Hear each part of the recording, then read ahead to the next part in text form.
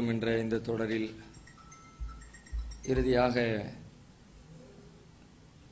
பொய் சொல்லுவது குறித்து நாம் பார்த்து வருகிறோம். பொய்யின் தீமைகளும் அதிலிருந்து விலகுவதற்கான வழிகளில் சில செய்திகளும் இறுதியாக பார்க்கப்பட்டிருக்கிறது. அதில் கடைசியாக நேற்றைய தினம் நிறைவு செய்யும் பொழுது பொய்யிலே மிகப்பெரிய பொய் என்று நபிகள் நாயகம் ஸல்லல்லாஹு அலைஹி வஸல்லம் அவர்கள் சொன்ன 3 செய்தியில் ஒன்றை பார்த்தோம். இன்னமின் அஅலமில் ஃபிரா அன் யத்தஇய ar-ரஜுலு இலா கைரி அபீஹி. ஒரு மனிதன் தன்னுடைய தந்தை அல்லாதவரை தந்தை என்று அழைத்தால் அவ்வாறு அழைப்பது பொய்யிலே பெரும் பொய் என்று நபிகள் நாயகம் ஸல்லல்லாஹு அலைஹி வஸல்லம் சொன்னார்கள். சமூகத்திலே தத்தெடுத்து வளர்க்கிற வளர்ப்பு முறை என்ற பெயரில் இந்த பொய் அரங்கேற்றப்படுகிறது. அதிலிருந்து நாம் விலகிக் கொள்ள வேண்டும் என்பதை பார்த்தோம். ஒருவேளை தத்தெடுத்து வளர்க்கிறவர்களாக இருந்தால் அவர்கள் உண்மையை சொல்லி வளர்க்க வேண்டும். நாங்கள் உங்களுடைய தந்தை கிடையாது, தாய் கிடையாது, உங்களை எடுத்து தான் வளர்க்கிறோம் என்பதையெல்லாம் சொல்லி புரிய வைத்து தான் வளர்க்க வேண்டுமே தவிர மறைத்து வளர்ப்பது என்பது அல்லாஹ்விடத்தில் பெரும் பாவத்தை நமக்கு பெற்று தந்து விடும் என்பதை புரிந்து கொள்ள வேண்டும். அடுத்து நபிகளார் சொல்லுகிறார்கள், அவ் யுரிய ஐனஹு மாலம் தரா. ஒரு மனிதன் அவன் காணாததை தன் கண்களால் கண்டதாக ஒருவன் சொன்னால் அவன் பெரும் பொய்யன். பார்க்காததை பார்த்ததாக ஒருவன் சொன்னால் பல நேரங்களில் சாட்சி சொல்லுகிற தேவை வரும் பொழுது இந்த மாதிரி நீ பார்த்தியா என்று கேட்பார்கள். நேரடியாக பார்த்த சாட்சி இருக்குதா? இவர் பார்த்தே இருக்க மாட்டார். பார்த்தேன்னு சொன்னார்னா ஒரு மனிதனுடைய எதிர்கால வாழ்க்கையே கேள்விக்குறியா போயிடும்.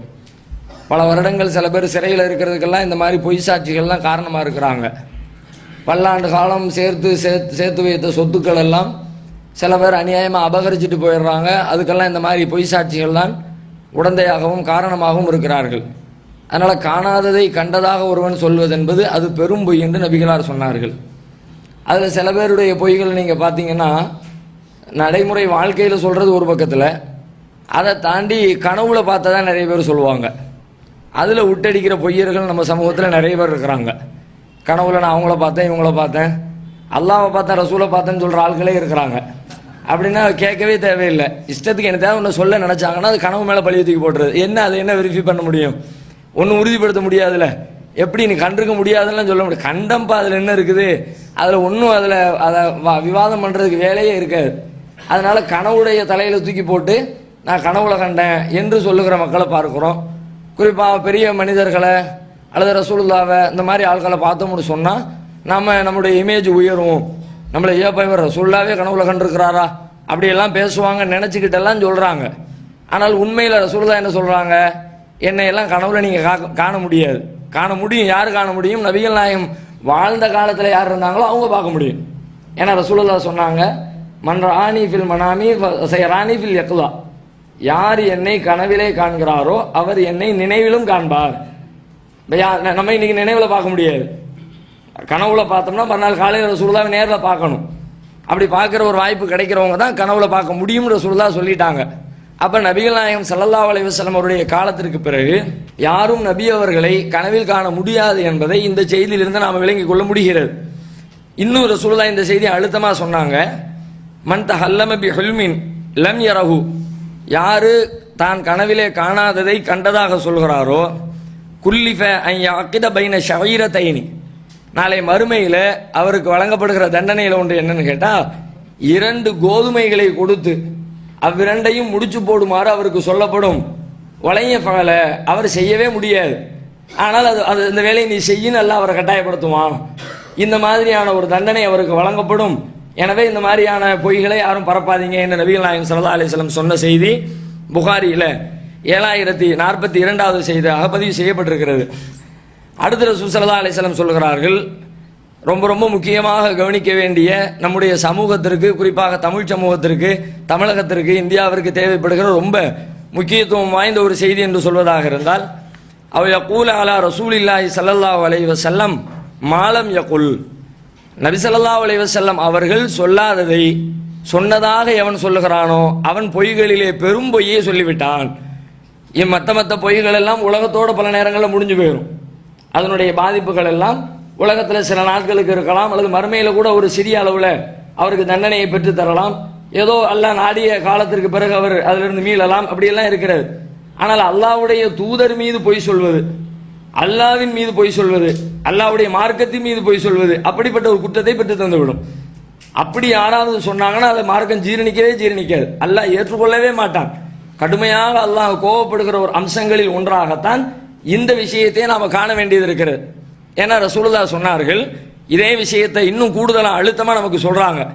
இன்ன கதிபன் அலைய லைசக கதிபின் அலாஹதின், என் மீது பொய் சொல்வது என்பது மற்றவர் மீது பொய் சொல்வதை போன்றது அல்ல.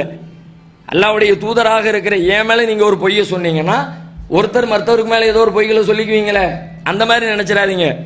மன்கதப அலைய முத்தஅம்மிதன் ஃபல்யதபவ்வ மகாதஹு மினன் நார், யார் என் மீது வேண்டுமென்றே பொய்யுரைக்கிறாரோ அவர் தனது இருப்பிடத்தை நரகத்திலே அமைத்துக் கொள்ளட்டும் என்று சொல்லி நபிகள் நாயகம் ஸல்லல்லாஹு அலைஹி வஸல்லம் எச்சரிக்கிறார்கள். புகாரியில் 1291வது செய்தியாக இது பதிவு செய்யப்பட்டிருக்கிறது. அப்போ நபி ஸல்லல்லாஹு அலைஹி வஸல்லம் அவர்கள் மீது சொல்லப்படுகிற பொய் என்பது மிகுந்த கோபத்தோடு மிகுந்த கவனத்தோடு விலக்கி கொள்ளப்பட வேண்டிய ஒரு அம்சம். இன்றைக்கு நம்முடைய சமூகத்தை எடுத்துக்கொண்டால் சமூகத்தில் ஒருத்தருக்கு ஒருத்தர் பொய் சொல்றதையெல்லாம் விலகுகிறவர்கள், சொல்லக்கூடாது அது பாவம் தப்பு என்று நினைக்கிற மக்கள் கூட நபிகளாரின் மீது பொய் சொல்வது என்பது சாதாரணமாகிவிட்டது. அதுல குறிப்பாக முக்கிய பங்கு யாருக்கு இருக்கிறது என்று கேட்டால் மார்க்க அறிஞர்களுக்கு இருக்கிறது. மார்க்கத்தின் பெயரால் இன்னைக்கு நம்முடைய சமூகத்தில் என்னவெல்லாம் சொல்லி வச்சிருக்கிறாங்க பாருங்க. அதெல்லாம் ரசூலுல்லாஹ் சொன்னதான் லிஸ்ட் எடுங்க. அவங்க ரசூலுல்லாஹ் பேரால சொல்லப்பட்டிருக்கிற பொய்யை மட்டும் ஒரு மாசம் பேசலாம் நம்ம சமூகத்தில். அவ்வளவு தூரம் பொய் சொல்லி வச்சிருக்கிறாங்க. அல்லாஹ்வுடைய தூதர் சொல்லாததை எல்லாம் அவர்கள் சொன்னதாக அவ்வளவு செய்திகள், ஒன்றல்ல இரண்டல்ல, நூற்றுக்கணக்கான ஆயிரக்கணக்கான செய்திகளை நபிகளாரின் மீது வேண்டுமென்றே தெரிந்து கொண்டு தங்களுடைய ஆதாயங்களுக்காக, தங்களை பெரிய மேதாவிகளாக காட்டிக் கொள்வதற்காக, அல்லது தங்களுடைய வருமானத்திற்காக, தங்களுடைய புகழுரைக்காக, 4 பேர் நம்மை போலித்தனமாக மரியாதை செய்ய வேண்டும் என்பதற்கு, இப்படி பல காரணங்களுக்காக, பல்வேறு காரணங்களுக்காக நபிகளாரின் மீது பொய் சொல்லப்பட்டிருக்கிறது. அது சமூகத்தில் நிறைய இருக்கிறத பார்க்கிறோம். உள்ளே ரசூல் ஸல்லல்லாஹு அலைஹி வஸல்லம் இதை பல வழிகளில் கண்டிக்கிறாங்க. எப்படியெல்லாம் கண்டிக்கிறாங்க? அவர்களுடைய எல்லா உரைகளிலேயும் ஒரு செய்தியை ரசூலுல்லாஹ் குறிப்பிடுவாங்க. குல்லு பிதஅத்தின் லலாலா, மார்க்கத்தின் பெயரால் புதிதாக உருவாக்கப்படுகிற அனைத்தும் வழிகேடுகள். அப்ப புதிதாக உருவாக்கப்படுறதுனா என்ன? ரசூலுல்லாஹ் சொல்லாதத அவங்க சொன்ன பொய் தானே புதுசுங்கிறது. மார்க்கத்தில் எது இருக்குதோ அதை சொன்னா அது உண்மை, அதுக்கு பிறகு அது பிரச்சனை கிடையாது. அல்லாஹ் சொன்னதை, அல்லாஹ்வுடைய தூதர் சொன்னதை அதை நாம எடுத்து சொன்னால் அதுல பிரச்சனை கிடையாது. ஆனா ரசூலுல்லாஹ் என்ன சொல்றாங்க? நான் சொல்லாததை சொன்னா அது வழிகேடு, வழிகேடு உங்களை நரகத்தில் கொண்டு போய் தள்ளும். அந்த வேலை இன்றைக்கு செய்யப்பட்டிருக்கிறது. அதிகமாக செய்யப்பட்டிருப்பதை பார்க்கிறோம். அல்லாஹ் குர்ஆன்ல பல இடங்களில் எச்சரிக்கை விடுக்கிறான். அத்தோ அல்லிமூனல்லாஹ பிதீனிக்கும், உங்களுடைய மார்க்கத்தை அல்லாஹ்விற்கு நீங்கள் கற்றுக் கொடுக்கிறீர்களா? மார்க்கத்தின் பெயரால் நபிகள் நாயகம் சொல்லாத ஒரு செய்தியை, குர்ஆனிலே சொல்லப்படாத ஒரு செய்தியை ஒருவர் சொல்வார் என்றால் அவர் மார்க்கத்தை சொல்லிக் கொடுக்கிறார்னு அர்த்தம். அப்ப அல்லாஹ் சொல்லிக் கொடுக்க வேண்டிய மார்க்கத்தை இவர் சொல்லிக் கொடுக்கிறாரு. அல்லாஹ்வுக்கே தெரியல, அல்லாஹ் சொல்லாம விட்டுட்டான், அல்லாஹ் இந்த விஷயத்தை கவனம் இல்லாம மறதியா விட்டுட்டான் போல இருக்குது, அதனால இவர் சொன்னாருங்கிற மாதிரி ஆகிவிடும் என்று சொல்லி அல்லாஹ் அதை கடுமையான கேள்விகளால் நமக்கு பாடம் நடத்துவதை பார்க்கிறோம். இன்று பாருங்கள், இப்போ ரமலான்ல இருக்கிறோம். ரமலானுடைய புனிதத்திலே ஒன்று லைலத்துல் கத்ர் இரவு. அது ரொம்ப ரொம்ப மகத்துவம் வாய்ந்த இரவு என்பது எல்லோருக்கும் தெரிந்தது. 1000 மாதங்களை விட சிறந்த இரவு என்றெல்லாம் திருமறை குர்ஆனே அதை வர்ணிக்கிறது. அவ்வளவு சிறந்த இரவை பற்றி நபிகள் நாயகம் ஸல்லல்லாஹு அலைஹி வஸல்லம் என்ன சொல்லிட்டு போனாங்க? ஆரம்பத்தில் ரசூலுல்லாஹ் ரமலானுடைய முதல் 10 ஏத்திகாஃப் இருக்கிறார்கள், லைலத்துல் கத்ரை தேடுகிறார்கள். 10 நாள் முடிஞ்சிருச்சு, முதல் 10 இல்ல, லைலத்துல் கத்ர் முதல் 10 இல்லைன்னு சொல்லிட்டாங்க. அதுக்கு பிறகு ரசூலுல்லாஹ் 2வது 10 அதை எதிர்பார்த்திருக்கிறார்கள். 2வது 10 முடிகிறது. அப்புறம் ரசூலுல்லாஹ் சொல்றாங்க 2வது 10 லைலத்துல் கத்ர் இல்ல. அதன் பிறகு சொல்கிறார்கள், கடைசி 10 நாட்களில் தேடிக்கொள்ளுங்கள், கடைசி 10 நாட்களிலும் ஒற்றைப்படை இரவுகளில் தேடிக்கொள்ளுங்கள், அதுலதான் லைலத்துல் கத்ர் இரவு இருக்கிறது, அது மறைக்கப்பட்டு வைத்திருக்கிறது. நீங்கள் அதை தேடி நிறைய அமல் செஞ்சு அல்லாஹ்விடத்துல நன்மைகளை பெறணும் என்பதற்காக அல்லாஹ் இந்த ஏற்பாட்டை செய்து வைத்திருக்கிறான். அல்லாஹ் நமக்கு எதை சொல்லணுமோ அது தெளிவா சொல்லிடுவான், எதை சொல்ல வேண்டாம்னு நினைக்கிறான் அது சொல்லாம அல்லாஹ் விட்டுருவான். இந்த குறிப்பிட்ட தேதி எது என்பதை அல்லாஹ் சொல்ல விரும்பவில்லை, அல்லாஹ்வுடைய தூதர் வழியாக கற்றுக் கொடுக்க அல்லாஹ் விரும்பல. அதனால கடைசி 10 நாள் அமல் செய்யுங்க, ஒற்றைப்படை இரவுகள் அமல் செய்யுங்க, நிறைய அமல் செய்யட்டும் என்று விடப்பட்ட ஒன்றை இன்றைக்கு நம்முடைய சமூகத்தில் எப்படி கடைபிடிக்கிறார்கள்? கடைசி 10 நாள்ல செய்ய வேண்டிய அமலை குறிப்பிட்ட ஒரு நாளைக்கு சுருக்கினார்களே, யார் சொன்னது? நபிகள் நாயகம் சொன்னதாகத்தான் இது செய்யப்படுகிறது, மார்க்கத்தில் உள்ளது. 27ஆம் கிழமை பாருங்க, ரமதான் பாருங்க, கடைசி 10 நாட்கள் விறுவிறுப்பாக போகக்கூடிய நாட்கள் கூட 27ஓட எல்லாம் ஓஞ்சு போயிடும். ஆரம்பத்தில் 1ல் ஆரம்பிச்ச அந்த விறுவிறுப்பு 27 வந்துச்சா 28, 29க்கு பள்ளிவாசல் காலியா போயிடும். ஒரு ஆள் இருக்க மாட்டாங்க, ஊருக்கு போயிட்டாங்க. அதனால இப்ப சென்னையில் நம்ம இருக்கிறோம், நம்ம பள்ளிவாசல்களும் சில அது மாதிரி காலியாகும். காலியாகிறது என்ன காரணம்? இவங்க இங்கிருந்து சொந்த ஊருக்கு போயிடுவாங்க பெருநாளுக்காக, அதனால காலியா போறது வேற செய்தி. ஊருக்குள்ளே பள்ளிவாசல் இருக்கும், டெய்லி போய்கிட்டே இருப்பாங்க. 27 வரைக்கும் வர்றவரு 27ஓட எல்லாம் முடிஞ்சிருச்சு, 28க்கு தேவையில்லை, 29க்கு தேவையில்லை, ஏன்னா 27 தான் ஃபைனல் என்று வைத்திருக்கிறார்கள். இது யாரு சொல்லி தந்தது? 27இல் லைலத்துல் கத்ர் இருக்கிறது என்று அல்லாஹ்வுடைய தூதர் சொன்னார்களா? இது நபிகளாரின் மீது சொல்லப்பட்ட இட்டு கட்டப்பட்ட ஒரு செய்தியா இல்லையா? பொய்யா இல்லையா? இதை நம்பி எத்தனை லட்சக்கணக்கான மக்கள் அமல் செய்கிறார்கள். அவர்களுடைய அமல்கள் எல்லாம் வீணாகித்தானே போகிறது. 1000 மாதங்களை விட சிறந்த நன்மைகளை பெறுகிற ஒரு பாக்கியம், குறைந்த ஆயுள் கொடுக்கப்பட்டிருக்கிற நமக்கு அல்லாஹ் செய்திருக்கிற ஒரு பெரிய அருள். கொஞ்ச காலம் தான் நீங்க வாழ போறீங்க. முன்னாடி உள்ள சமுதாயம் எல்லாம் நிறைய காலம் வாழ்ந்தாங்க, 500 வருஷம், 900 வருஷம், 1000 வருஷம், இப்படியெல்லாம் உயிர் வாழ்ந்தாங்க. அப்படி வாழுகிற காலத்தில் நிறைய அமல்கள் செய்வாங்க. ஆனா உங்களுக்கு அதுக்குரிய வாய்ப்பு இல்லை. நீங்க வாழ போறது 60 வருஷம், 70 வருஷம், 80 வருஷம், ரொம்ப கம்மியான நாட்கள். இந்த நாட்களுக்குள்ள நீங்க அதிக நன்மையை சேர்க்கணும்னா சேர்க்கிறது கஷ்டம். இந்த மாதிரியான நன்மைகளின் வழியாக குறைந்த நன்மைகளை செய்து அதிக நன்மைகளை பெற்றுக்கொள்ள வாய்ப்பு என்று அல்லாஹ் நமக்கு வழங்கியிருக்கிற இந்த வாய்ப்பை பல லட்சக்கணக்கான மக்கள் அனுபவிக்க விடாமல் தடுத்திருப்பது எவ்வளவு பெரிய மோசடி. அதுக்கு அவர்களிடத்தில் இருக்கிற ஆதாரம் என்ன? ஒரு ஆதாரத்தை காட்ட சொல்லுங்க. தெளிவான நபிகள் நாயகம் அவர்கள் இன்றைக்கு தான் 27 தான் கொண்டாட வேண்டும் என்று சொன்னார்கள் என்பதற்கு உத்தரவாதமான ஒரே ஒரு செய்தியை காட்ட முடியுமா? கேட்டால் லாஜிக் பேசுவார்கள். என்ன லாஜிக் தெரியுமா? எங்களுடைய அதிர்த்துல கூட கேட்டேன், அவருக்கு சொன்னார் விவரமா, அதிர்த்து 27ங்கிறீங்களா, ஹதீஸ்ல இப்படி எல்லாம் இருக்குதே, என்ன செய்தி அப்படின்னு கேட்கும்போது அவர் சொல்றாரு, 27க்கு குர்ஆன்லயே ஆதாரம் இருக்கு, குர்ஆன்லயே லைலத்துல் கத்ர் 27 தான் அப்படின்னு இருக்கு, நீ பாருங்க. என்ன அப்படி எங்க இருக்கு குர்ஆன்ல? இன்னா அன்சல்னா சூறாவை எடு, அதுல தானே லைலத்துல் கத்ர் பத்தி வருது, அதை எடு அப்படிங்கிறாரு. எடுத்தாச்சு, அதை ஓதுறோம். இன்னா அன்சல்னாஹு ஃபீ லைலத்துல் கத்ர் வமா அத்ராக மா லைலத்துல் கத்ர் லைலத்துல் கத்ரி கைரும் மின் அல்ஃபி ஷஹர். நிப்பாட்டிட்டு இந்த சூறாவுல மொத்தம் எத்தனை இடத்துல லைலத்துல் கத்ர் வருது? 3 இடத்துல வருகிறது. இன்னா அன்சல்னாஹு ஃபீ லைலத்துல் கத்ர் வமா அத்ராக மா லைலத்துல் கத்ர் லைலத்துல் கத்ரி கைரும் மின் அல்ஃபி ஷஹர்னு குர்ஆன் அந்த சூறாவுல மொத்தம் 3 இடத்துல வருகிறது. 3 வருதா? குறிச்சிக்க, நோட் பண்ணிக்க. 3 நம்பர் 3 போட்டாச்சு. சரி, அந்த லைலத்துல் கத்ரை எடு, அதுல இருக்கிற நம்பர் எழுத்த பூரா எண்ணு. லாமு ஏ லாமு தே அலிஃபு லாமு காஃபு தாலு ரே. எத்தனை எழுத்து இருக்குது? 9 எழுத்து இருக்கு, அதையும் போடு. 3 9 பெருக்கு 39 27 வந்துருச்சு கணக்கு. லைலத்துல் கத்ர் 27ங்கிறதுக்கு என்னப்பா ஆதாரம்னு கேட்டா நம்பர் பி தான் ஆதாரம். இப்படியா சொல்ல வேண்டும், இப்படியா ரசூலுல்லாஹ் காட்டி தந்தார்கள். இப்படிப்பட்ட ஒரு பொய்யான லாஜிக்குகளை வைத்துக் கொண்டு அவர்கள் மார்க்கத்தில் 27க்கு ஆதாரம் இருக்கிறது என்று சொன்னால் இது பெரும் மோசடி இல்லையா? பராத் மேராஜ் இரவு லைலத்துல் கத்ர் மாதிரி லைலத்துல் கத்ர் உள்ளது, அதை உலட்டி வச்சிருக்கிறாங்க. மேராஜ் இரவுன்னு ஒன்று கொண்டாடுறாங்க. ரசூலுல்லாஹ் மேராஜுக்கு போனது உண்மை, அங்க போய் சொர்க்கம் பார்த்தார்கள், நரகம் பார்த்தார்கள், அல்லாஹ்விடத்துல தொழுகையை வாங்கினார்கள், பல்வேறு காட்சிகள் அவர்களுக்கு காட்டப்பட்டது. அதுல எல்லாம் எந்த மாற்று கருத்தும் கிடையாது. ஆனால் அது என்றைக்கு போனார்கள் யாருக்காவது தெரியுமா? எழுதி வச்சிருக்கு, நீங்க உருவாக்கி வச்சிருக்கிறீங்களே மேராஜ் இரவு, சிறப்பு பயான், சிறப்பு சொற்பொழிவு, சிறப்பு தஸ்பீஹ் தொழுகை, அதற்கென்று சிறப்பான வழிபாடுகள், இதை கற்று தந்தது யார்? இது நபிகள் நாயகத்தின் பெயரில் சொல்லப்பட்ட பொய்யா இல்லையா? இதை சொல்வதற்கு உங்களுக்கு யார் அதிகாரம் கொடுத்தது? மேராஜ் இரவு என்ற பெயரால் ஒரு புதிய வணக்கத்தை உருவாக்கி இருக்கிறீர்களே, வணக்கம் செய்துவிட்டு அல்லாஹ்விடத்துல ஒரு அடியா நன்மையை எதிர்பார்ப்பானே, மேராஜ் இரவுக்கு வணக்கம் செய்துவிட்டு அல்லாஹ்ட்ட நன்மையை கேட்ட அல்லாஹ் தருவானா? மன் அமில அமலன் லைஸா அலைஹி அம்ருனா ஃபஹுவ ரத்துன். யார் நம்முடைய அனுமதி இல்லாத ஒரு அமலை செய்கிறாரோ அந்த அமல் நிராகரிக்கப்படும் நாங்க ரசூலுல்லாஹ். இந்த அமலுக்கு அனுமதி இருக்கிறதா? மேராஜ் இரவுக்கு ஹதீஸ்ல ஆதாரம் இருக்கிறதா? என்றைக்கு போனார்கள் என்றே திட்டவட்டமா தெரியாத நீங்க ரஜபு 27 போனாங்கன்னு சொல்றீங்க. 27 போனாங்கன்றதுக்கு என்ன ரெக்கார்டு? சஹாபாக்கள் சொல்லணும், ரசூலுல்லாஹ் சொல்லணும், தாபியீன்கள் சொல்லணும். ஏன்னா அவங்க தான் ரசூலுல்லாஹ் காலத்துக்கு நெருக்கமானவர்கள், என்னைக்கு போனாங்க என்பதை சொல்வதற்கு தகுதியானவர்கள். அவர்களுக்கு தெரியாதது 500 வருஷம், 1000 வருஷம், 1500 வருஷத்துக்கு பின்னாடி வந்திருக்கிற உங்களுக்கு எப்படி தெரிந்தது? அன்றைக்கு ஒரு குறிப்பிட்ட வழிபாடுகளை சொல்லி தருகிறீர்களே, இது பாவமா இல்லையா? பாவத்திலே பெரும் பாவமா இல்லையா? நபிகளாரின் மீது இட்டு கட்டுகிற பாவமா இல்லையா? பராத் இரவு என்ற ஒன்றை கொண்டாடுகிறீர்கள், அதற்கென்று வழிபாடுகளை அறிவிக்கிறீர்கள், சிறப்பு பிரார்த்தனைகளை செய்கிறீர்கள், 3 யாசீனை ஓதி அல்லாஹ்விடத்துல துஆ செய்றோம், செல்வத்துக்காக, நீண்ட ஆயுளுக்காக, குறைய நோயற்ற வாழ்க்கைக்காக, இப்படின்னு செய்ய சொன்னது யார்? நாங்க யாசீனை தானே ஓதுறோம். யாசீன் ஓதுனா நாங்க தப்புன்னு சொல்லல. இந்த குறிப்பிட்ட பராத் இரவுல ஓதணும்னு உங்களுக்கு சொன்னது யார்? ஷாபான் 15 பராத்து அன்னைக்கு தான் அல்லாஹ் எல்லா வேலைகளையும் செய்யறான், அன்னைக்கு நம்ம 3 யாசீன் ஓதணும் என்று உங்களுக்கு கற்று தந்தது யார்? அல்லாஹ் சொல்லி இருக்கிறானா திருமறை குர்ஆனிலே? அல்லாஹ்வுடைய தூதர் சொல்லி தந்தார்களா? இதற்குரிய சான்றுகளை எங்கிருந்து பெற்றீர்கள்? நீங்கள் நபிகளாரின் மீது இட்டு கட்டப்பட்ட செய்தியா இல்லையா? நபிகளாரை முன்னிறுத்தி நீங்கள் சொல்லி இருக்கிற பொய்யா இல்லையா? இரவுகளின் பெயரால் இப்படி இபாதத்துகளின் பெயரால் பல்வேறு புதிய புதிய இபாதத்துகளை உருவாக்கி இருக்கிறார்கள், நபிகளாரின் மீது பொய் சொல்லி இருக்கிறார்கள். அதை தாண்டி நடைமுறை வாழ்க்கையை எடுத்துக்கொள்ளுங்கள்.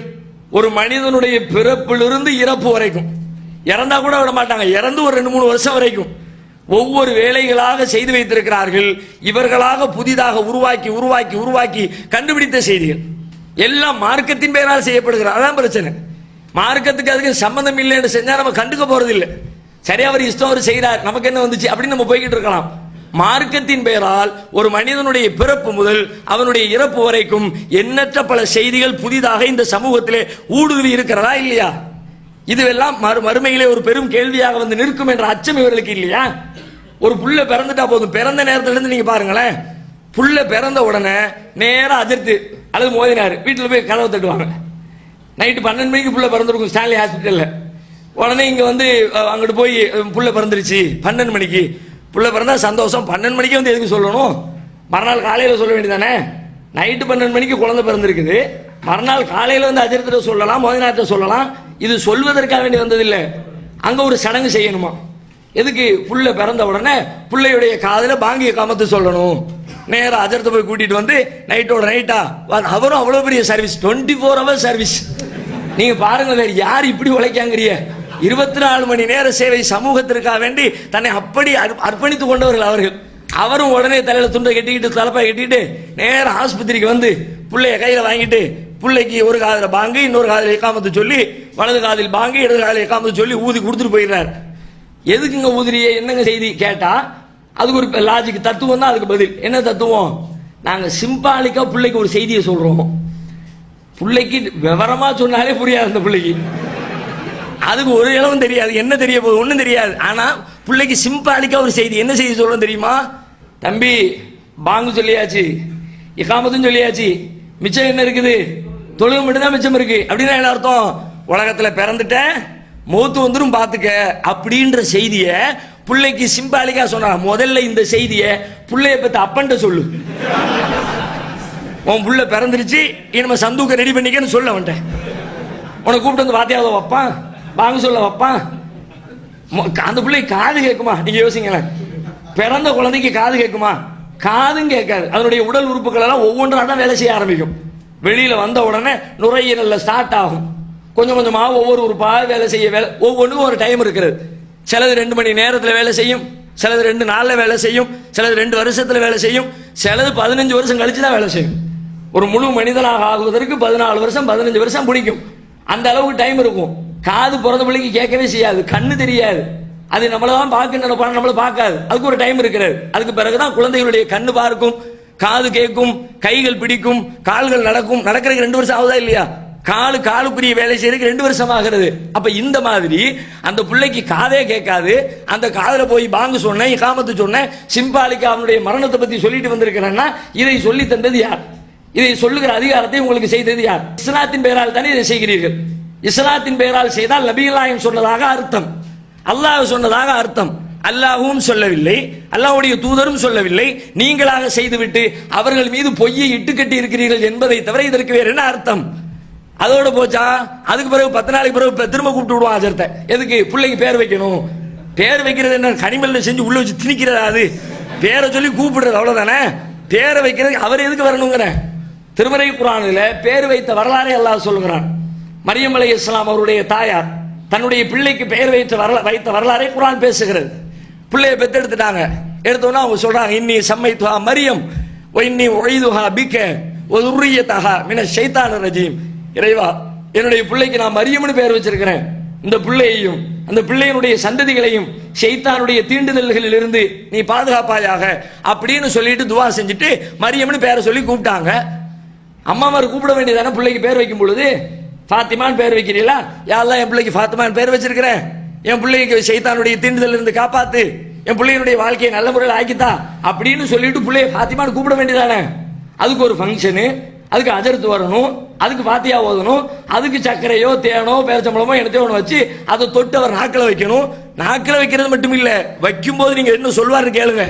ஏன்னா நானும் பல ஊர்ல போய் பல பிள்ளைக்கு வச்சிருக்கேன் தானே. வைக்கும்போது என்ன சொல்லி வைக்கணும்? சம்மாக்கல்லாஹு கதீஜா, சம்மாக்கல்லாஹு அப்துல் காதர். பேர் வைக்கும்போது எப்படி சொல்லணும்னா அப்துல் காதர்னு சொல்லிடக்கூடாது.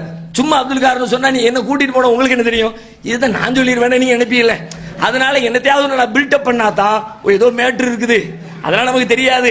நல்ல வேளை அஜத்தை கூட்டிட்டு வந்துட்டோம், அந்த வேலை அவர் பார்த்துக்கிட்டாரு அப்படின்னு உங்களுக்கு தெரியணும்ல. அதுக்காக நான் என்னத்தையாவது ஒண்ணு ஒண்ணு சொல்ல வேண்டியது. என்ன சொல்றது?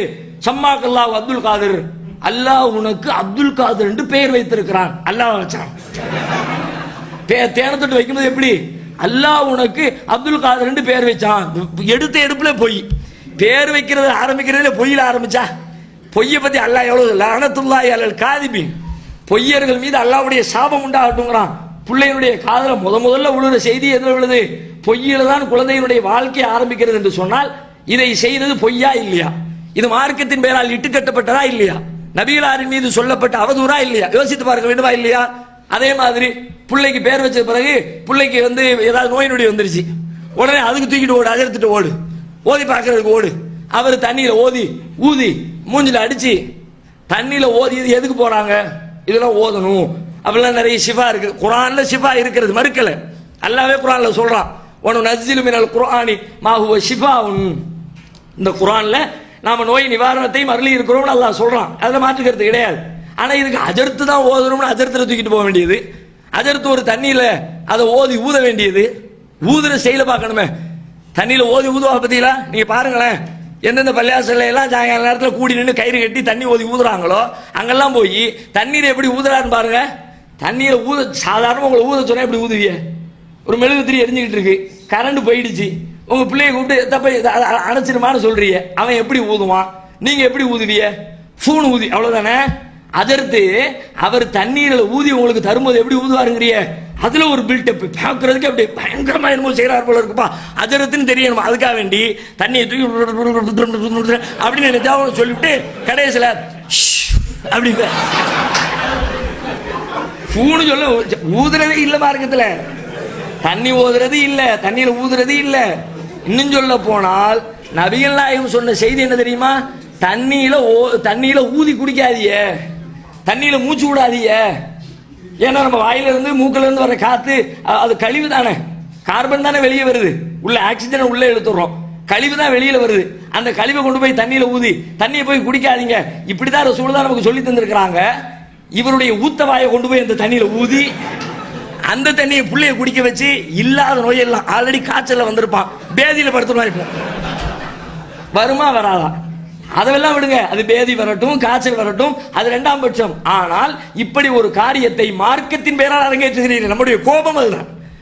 நம்முடைய கோபம் நீ தண்ணியில ஊதிட்டங்கிற மேட்டர் இல்ல. அல்லாஹ்வுடைய தூதர் ஊதாதன்னாங்க, அல்லாஹ்வுடைய தூதர் ஊதி வெளிகாட்டல. ஆனா ஒருத்தன் உங்கள்கிட்ட நிக்கிறான், எந்த அடிப்படையில் நிக்கிறான்? தான் பிள்ளைய தூக்கி வச்சுட்டு நோய் குணமாகணும்னு லைன்ல நின்னுக்கிட்டு அஜர்த்து ஓதுங்கிறான, எந்த அடிப்படையில்? இது இஸ்லாத்தில் உள்ளது, இது மார்க்கத்தில் உள்ளது, நபிகளார் காட்டியது அப்படின்னு நினைக்க போய் தானே உங்களிடத்துல வந்தான். இல்லாட்டி உங்கள்ட்ட வந்திருப்பான், ஆஸ்பத்திரி போயிருப்பான்ல, டாக்டர் போய் ஊசி போட்டிருப்பான்ல. அப்ப உங்களிடத்துல வந்ததே மார்க்கத்தில் உள்ளது என்ற எண்ணத்தில் தான் வந்திருக்கிறான் என்று தெரிகிறது. அப்படியானால் நபிகளாரின் பெயரில் அவர்கள் கற்றுத்தராததை கற்றுத்தந்ததை போன்ற ஒரு சித்திரத்தை நீங்கள் உருவாக்கி இருக்கிறீர்களே, நீங்கள் பெரும் பொய்யர்களா இல்லையா? நாம பல நேரங்களில் ஆலிம்களின் மீது கடுமையான விமர்சனங்களை வைக்கும் போது பல பேர் கோவப்படுறாங்க. நீங்க இவ்வளவு கோவப்படுறீங்க, மற்றவங்களை எல்லாம் விட ஆலிம் சாங்களை ஏன் தரம் தாழ்ந்து விமர்சிக்கிறீங்க? அவங்க செய்கிற காரியம் மற்ற யாரையும் விட அபாரமானது. மார்க்கத்தின் பெயரால் நபிகள் நாயகத்தின் பெயரால் பொய் சொல்லக்கூடிய இடத்திலே முதலிடத்தில் அவர்கள் தான் இருக்கிறார்கள். அதனால் மற்ற யார் மீதும் வராத கோபம் அவர்கள் மீது நமக்கு வருகிறது. அது முடிஞ்சிருச்சா? பிள்ளைக்கு வேற, அதுக்கப்புறம் பிள்ளைக்கு கல்யாணம் வச்சிருக்காங்கன்னு வச்சுக்குவோம். கொஞ்ச நாள் ஆயிடுச்சு, பிள்ளை வளர்ந்துட்டான், மாப்பிள்ளை பார்த்தாச்சு, பொண்ணை பார்த்தாச்சு, கல்யாணத்தை பேசி முடிக்கணும், கல்யாணத்துக்கு டேட்டு ஃபிக்ஸ் பண்ணணும். பண்ண வேண்டியதானே? என்னைக்கு வசதின்னு பாருங்க. மே மாசம் லீவு, குழந்தைங்களாம் வந்துருவாங்க, சொந்த பந்தங்களாம் வந்துருவாங்க, அன்னைக்கு வச்சிருவோம். வச்சிருங்க, பிரச்சனை கிடையாது. சுண்ணத்துக்கு அதிர்த்து ஃபாத்தியா உதறது இருக்கு. ஆமா, அதுக்கு வந்துருவாரு. பிள்ளைக்கு கத்தனா பண்ணணுமா? அப்பவும் உள்ள விளைஞ்சிட வேண்டியது. நான் இவர் எதுக்குங்கிறேன். நல்ல ஒரு டாக்டரை கூட்டிட்டு வாங்க, நல்ல குடிமகனை கூட்டுவாங்க, நல்ல அறுக்க தெரிஞ்சவரை கூட்டிட்டு வந்து அறுத்து போட முடிஞ்சிருச்சு. அதுக்கும் உள்ள வந்து நான் வருவேன், பாத்தியா ஓதுவேன். எதுக்கு? எல்லாம் கைமடங்குக்கு தான். உங்களை எதுக்கு கூப்பிடுகிறார்? நீங்க வந்து பாத்தியா ஓதுனீங்கன்னா நல்ல பறக்கத்தான் நடந்து முடியும், பிரச்சனை இல்லாம அப்படின்னு ஒரு சிந்தனை உருவாக்கப்பட்டிருக்கிறத. அதுவும் மார்க்கத்தில் இல்ல, நீங்க உருவாக்கி இருக்கிறீங்க. திருமணத்தினுடைய பேச்சுவார்த்தை நடக்கிற பொழுது என்றைக்கு வைத்துக் கொள்ளலாம், என்னைக்கு வச்சுக்கலாம்னா மத்த சமுதாயம் என்ன செய்வாங்க, நேரா ஜோசியக்காரர்கிட்ட போவாங்க, ஜாதகத்தை தூக்கிட்டு போவாங்க, பிள்ளைக்கு பொருத்தம் பாருங்க, மன பொருத்தம் நல்லா இருக்கா பாருங்க, அப்படி எல்லாம் சொல்லுவாங்க. நம்ம ஆளுக்கு என்ன பண்றது? அவன் நம்ம முஸ்லீமு, நம்மலாம் பாய் மாதிரிலாம் அங்க போலாமா? நம்ம அங்க போக கூடாது, வேற போட நம்ம அஜர்த்து தான் போகணும். அஜர்த்து பெருசா புக்கு வச்சிருப்பாரு. என்ன புக்கு? அதுக்கு பேர் பால் கிதாப். பால் கிதாபுங்கிற பேர்ல ஒரு புக்கை விரிச்சு வச்சு அதுல கட்டம் கட்டமா போட்டிருக்கும், நம்பரா போட்டிருக்கும். கண்ணை மூடிட்டு உள்ள வைக்க வேண்டியது. 2ஆம் நம்பருக்கு பலன் என்ன, பின்னாடி புரட்டி பார்த்து அதுக்கு ஒரு செய்தியை சொல்ல வேண்டியது. இது ஜோசியத்தின் மறுவடிவம் தானே. நீங்கள் என்ன சொல்கிறீர்கள்? இன்ன தேதியில் வையுங்கள், இப்படி வையுங்கள், வைத்தால் நன்றாக இருக்கும்னு ஒரு நல்ல நாள் கெட்ட நாளை குறித்து கொடுப்பதற்கு ஒரு மந்திரவாதி இடத்திலே, ஒரு ஆலிம் இடத்திலே நீங்கள் போகிறீர்கள். அவர் ஏதோ ஒரு தேதியை குறித்து தருகிறார். நீங்கள் யோசித்தீர்களா? நாளை எந்த நாள் நல்ல நாள் என்பதை சொல்லித் தருகிற அறிவு, ஆற்றல் உலகத்தில் யாருக்கும் வழங்கப்பட்டிருக்கிறதா? திருமறை குர்ஆன் என்ன சொல்கிறது? இன்தஹு மஃபாத்திஹுல் கைப், அவனிடத்திலே மறைவானவற்றின் திறவுகோல் இருக்கிறது. அல்லாஹ்விடத்தில், அல்லாஹ் தான் நாளை நடப்பது என்ன, நாளைக்கு நல்லது இருக்குமா, நாளைக்கு கெட்டது இருக்குமா, எல்லாம் அல்லாஹ்வுக்கு தெரியும், வேற யாருக்கும் அது தெரியாது என்று குர்ஆன் டிக்ளேர் செய்கிறது. நபிகள் நாயகத்தை அல்லாஹ் சொல்கிறான், குல் லா அகூலு லக்கும் இந்தி ஹஸாயினுல்லாஹ், நபியே சொல்லுங்கள், அல்லாஹ்வுடைய ஹஸானாக்கள் என்னிடத்தில் இருக்கிறது என்று நான் சொல்ல மாட்டேன் என்று சொல்லுங்கள். எப்படி சொல்லணுமா? நான் சொல்ல மாட்டேன்பா, அல்லாஹ்வுடைய ஹஸானாலாம் என்கிட்ட இருக்கு, நான் சொல்ல மாட்டேன்.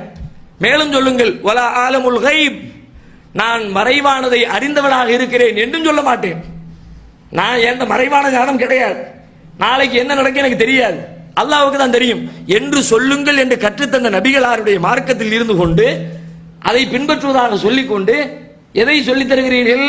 இவர் நாளைக்கு என்னன்றது சொல்லுவாரு, நல்லது கெட்டதை தீர்மானிப்பாரு. இது எவ்வளவு பெரிய டேஞ்சர் தெரியுமா?